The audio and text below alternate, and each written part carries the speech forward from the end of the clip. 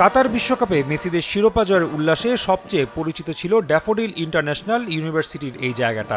সেই ইতিহাসের পুনরাবৃত্তি দেখতেই এই জনস্রোত। একই স্বপ্ন নিয়ে হাজির আর্জেন্টিনা থেকে আগত এক ঝাঁক আর্জেন্টাইন সমর্থক ও বাংলাদেশে নিযুক্ত দেশটির রাষ্ট্রদূত মার্সেলো কার্লোস চেসা। অথচ এ রাতে নেই কোনো রূপকথা, ছিল কেবলই একরাশ হতাশা।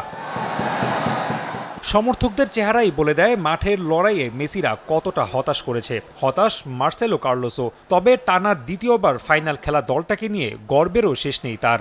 Sometimes we win, sometimes we lose. So this is just football. We can be proud of what we have done.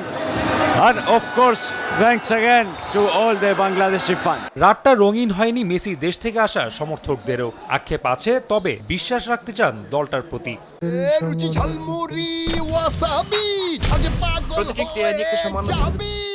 So many years of finals losses, so you have to wake up tomorrow and keep going.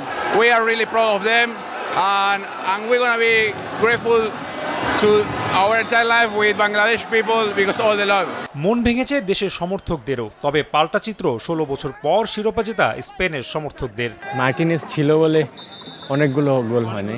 আজকে প্রথম দিক থেকে একটা অ্যাটাকে গেল না, শেষে যে আর কি হবে। একটা অফসাইডে বাতিল হলো আর একটা ফাউলে, ঠিক আছে, তখন অনেক ভয় পাইছিলাম, কিন্তু এখন আলহামদুলিল্লাহ। আর্জেন্টিনা সাপোর্টার, ঠিক আছে, তোমার জন্য এক বুক সমবেদনা, বাট আই লাভ ইউ। এদিন বাংলাদেশের ফুটবল উন্মাদনা দেখতে হাজির ছিলেন বিশ্বকাপ আয়োজক দেশ যুক্তরাষ্ট্রের নাগরিক। মুগ্ধ হয়েছেন পুরো আয়োজন দেখে। I love Bangladesh.